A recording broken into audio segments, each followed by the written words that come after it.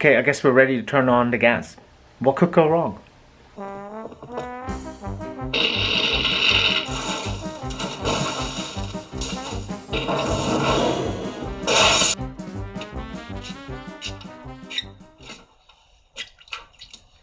Little problem in the kitchen, nothing.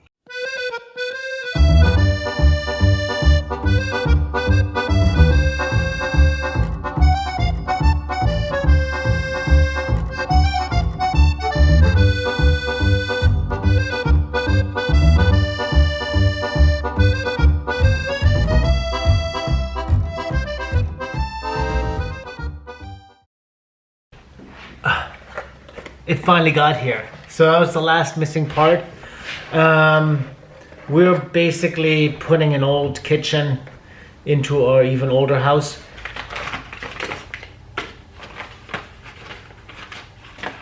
So in this video, I want to show you how we installed a 1995 Jenn-Air, and we were having a hard time finding parts for a 1995 Jenn-Air cooktop. That's how big is this thing? Hold on. This is a 47-inch cooktop, and you know, you don't want to get a new cooktop just because you can't get parts, because they're like, you know, $5,000. It's crazy, the prices for these things. But 1995, nothing wrong with it. All the parts are almost available. Some parts are just not available, and there's, luckily, thanks to YouTube, you can find people that make parts, and that's also what I want to show, that where can you get these parts. I'll put the link in description to where we got our parts, because when we looked at the conversion kit, which is basically the jets that let the gas go into the burner, you have to have smaller, I believe smaller, different size jets, from natural gas to propane. And they're not available online anymore. Jenn-Air doesn't supply them. The appliance center didn't sell them. Online they were all discontinued. So nobody could get these to us, and basically we were sitting here with a really nice 47-inch Jenn-Air cooktop that we couldn't use because we have propane at the house and not natural gas. And so luckily we found somebody who makes these themselves. He has a metal lathe, and he basically specializes in gas appliances, and he had to only get our the label. He wanted some images of the jets and the cooktop, and then the manufacturer's label, serial number, and then he could figure out what he needed to make. He made it for us. It took a week. Shipped it to us. I think we paid like $120, $130 for this. The original kids were $30, but it doesn't matter, you know. At that point, we're happy to find them, and he did a good job. So I'm gonna install these now, and then also I'm gonna hook up the stove to a propane tank with a new CSST, like a stainless propane gas line, and I haven't done that, so maybe you follow along. So we'll do the whole conversion, hook up, and hopefully it'll work. So with a cooktop like this, you have to have, when you're switching from natural gas to propane or vice versa, you always have three things to deal with. And so one thing we already did, which is up in here, is our regulator. And that's that little brass screw comes out. And then he actually sends you, and it's online too, you can find this everywhere, how to convert your pressure regulator from natural gas to propane. You just basically have to take that cap off. Inside is a little plastic gizmo that you flip around, which brings more pressure onto the spring, which I think lets less air in, less gas in, because propane runs at a higher pressure than natural gas. Yeah, but basically that is number one, switching over the regulator. And number two, let me put this over here. Number two is, and I've already taken this out before, so these things just kind of, it's hard to do with one hand, slide right out. So on the Gen Air, these are always like sealed units. You got your igniters, and then the gas goes in here. And this is where the jets would have to be changed out. And that's where we'll have to basically take these guys out and replace them with the appropriate jets for propane instead of gas. And this is the grill, whatever, same thing. That's the same thing, it just slides right out. And yeah, same thing. Different sizes for the griddle than for the burners, but he labeled them for me after I took photos. So I already took these off, and that's what that looks like. I know it's dirty, I gotta clean it. All right, so you got number 1, regulator. Number 2, change the jets. And number 3 is the low flame adjustment, which is pull the knobs off, and then if you look all the way down in there, somewhere is a screw. Like you go right into the hole and you can adjust the low flame. Those are the things. I already did my sediment trap valve and hooked up the gas line from the crawl space. I still have to run the flexible line all the way to the boiler, or not, well, wherever I get my gas from.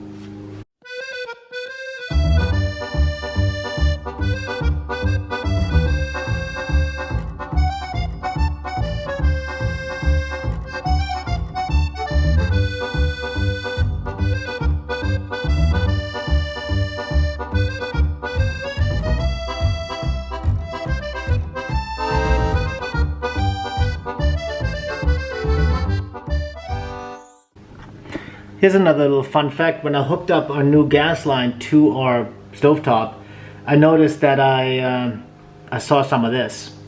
And I'm like, I don't think that's correct. It's 1995. I don't know if they had different colors back then, but the Teflon tape, the white Teflon tape that's just for water, not for gas. Then also look at just like 3 turns on the thread were on there. It was not to my liking. I guess it never leaked, it never blew up the house, but I was surprised to see that anyway. Especially in New York City. You know, you'd figured they have some decent plumbers in 1995. But this is what I'm using.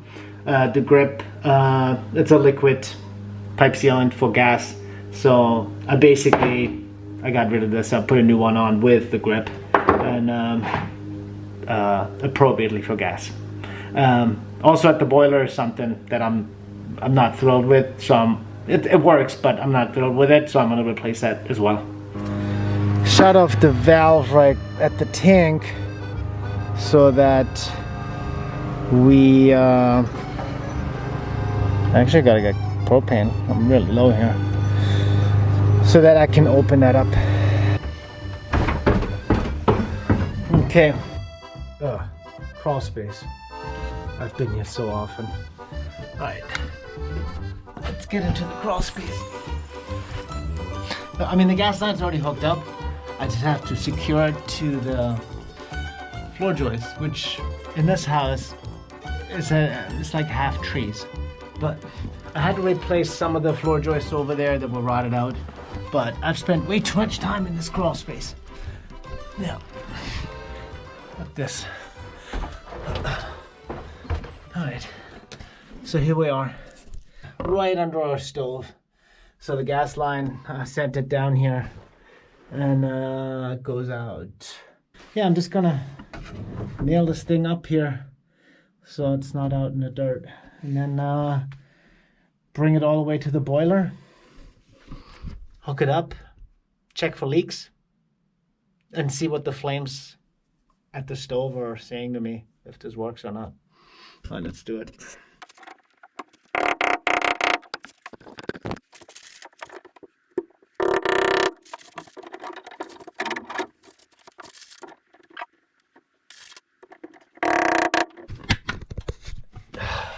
Bye-bye, crawl space. Haha.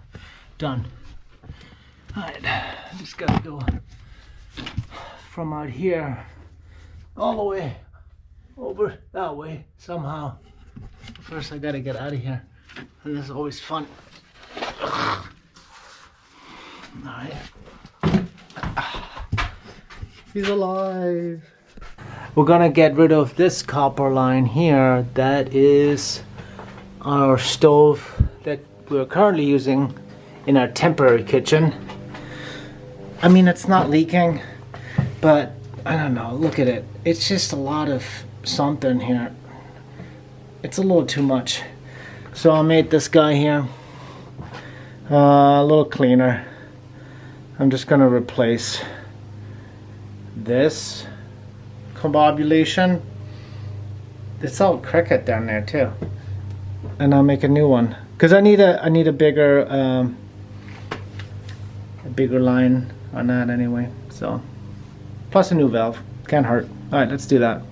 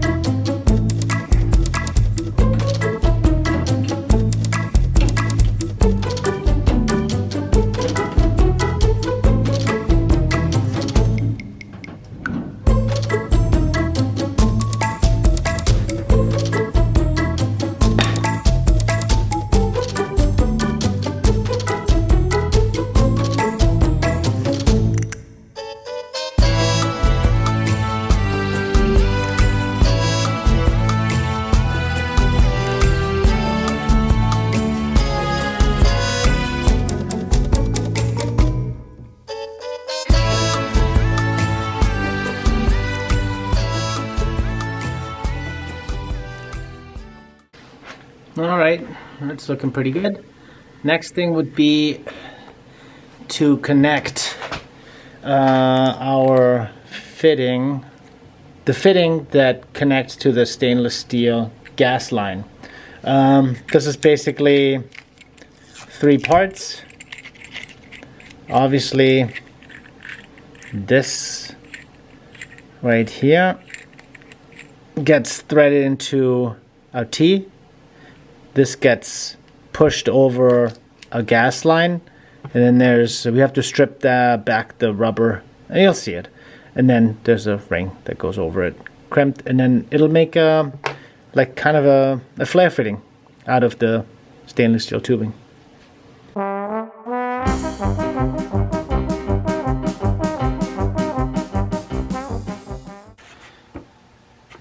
Do not use a tube cutter. Yet I looked up a bunch of shit, and it looks like they have their own tube cutter, but I don't have that. So I tried. I only have like one cut, so I just tried regular tube cutter, and it shredded the pipe pretty bad. And then I did it again, and that's actually pretty good. And you just have to make very, very small adjustments. You can't just crank it down and force it like copper tubing. If you just take your time, I think you can get a clean cut out of it. If you want to, I mean, if you do this every day, you might as well want to invest into the right tool. But I just got to make one cut. So let's see if I can get this done. I mean, I'm not going to do this every day, so I'm just going to such small turns. Like I'm like just nudging it a little bit. Because you don't want to bend the stainless pipe and shred it. So I think if you just take your time and make like a couple extra, 10, 20 turns or so, you can probably, do this once without getting their tube cutter. But, you got to be the judge of this. If it looks shredded and it looks like crap, don't do it, because it's gonna leak.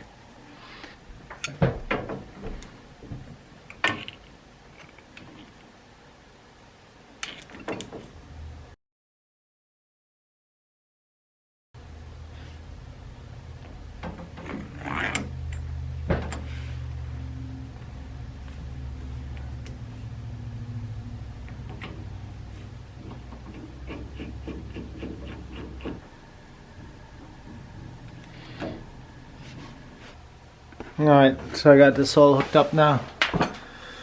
Valves are closed. The line goes all the way to the crawl space.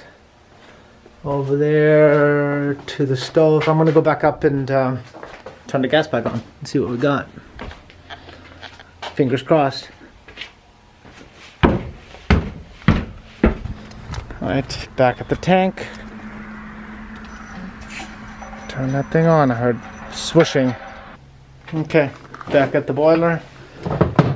Let's get some soap on this. Alright, let's open this up.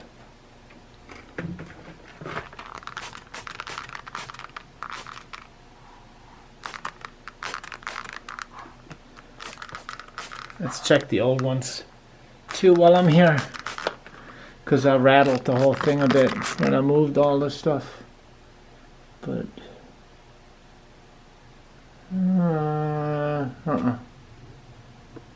all looks good. No bubbles.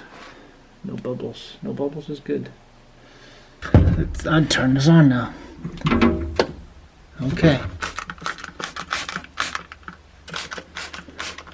No bubbles, no bubbles. No bubbles. I think we're good. I don't see anything anywhere. Okay.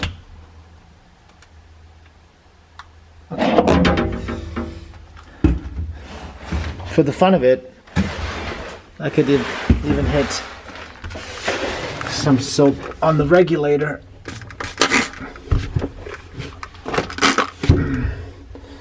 No bubbles, no bubbles, nothing.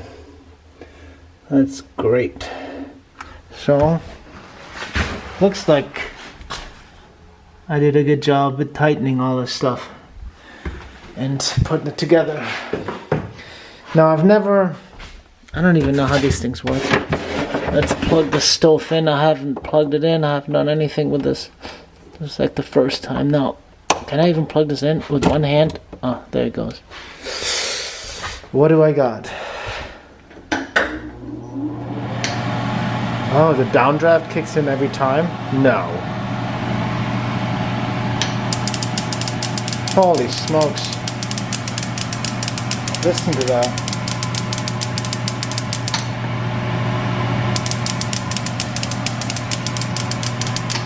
Okay. Wait, what is this? Is this the... Oh, is that the downdraft button? Oh, they always turn on. Alright, I have some questions here. Oh my god. I don't know how it worked, the stove. I'll be back. Alright, let's see.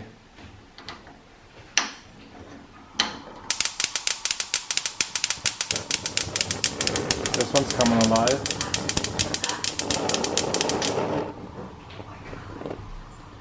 Oh my god, you're good. Somebody's excited. So this is looking pretty good. This is low. It's still dirty, the stove, I guess. Wait. High. I don't think you want any yellow in the flame. So there's some adjustments I can do on this. This is crazy. What? The ignition, the sound of the ignition when you go to ignite, all what is it, 2, 4, 6 of them go like crazy. Yeah, that's a little too yellow, I think. So I think we have to. There's a couple of adjustments I can do on how much air the flame. God, so the low exciting. looks great. You want like the low for sure. Oh. Yeah, this God, is look at no, that. that's too much of the yellow. You don't want the yellow. You want only blue. Jürgen, But- you've made my whole day. We're getting there. Oh my goodness, it's so exciting. I can't clean the stove. So the griddle. The bad news on the griddle. Only one side works? No, the downdraft will kick in automatically with the griddle, Oh. which is not great because we don't have the downdraft hooked up to anything. It just blows into the cabinet. I don't know how to disconnect that. everything works right and you did it. Yeah, I gotta adjust it a little bit. This is not the way I want it yet. To adjust the air that is mixed in, because I have a little bit too much of the yellow. You can actually have, this is the air intake. You can push this guy a little bit out, and that brings in more air. Okay, so I think I'm pretty satisfied with what this is. It looks pretty clean now. I actually ended up going 2-4 one way and then 2-4 the other way. Lesson learned. You have to, coming from natural gas to propane, you have to give it more air. So I had to open it up. Okay, so this is the rumor with the griddle. It's not the rumor, but that's how it works. This button here makes, if you have it pressed, the downdraft does not come on. So if I turn on the griddle now, the griddle turns on, downdraft turns on. But if I press this little guy here, I have the griddle on without the downdraft. So there's a little threaded rod over it. So if I just get a cap nut and put that over it to keep that button pressed, then I have my griddle without downdraft because we have a vent. Yeah, it's great. Oh, quite. Looks like we're working. It's great. Now we can clean it. It's cool. Awesome. Yeah, 1995 Jen Air in the 1840s farmhouse. Sweet. If you have one of these or something like this and you want to or need to convert from natural gas to propane, vice versa, there's this guy, Frank Hamilton, California. He's the one that made those bushings, those jets, whatever they called for us. These are the ones I have right now. Those, I guess, are for natural gas. I don't know. I'll hold on to them. If anybody wants these, send me a message. I don't need them anymore. Oh my God, Rudy. I'm making a tostada right now.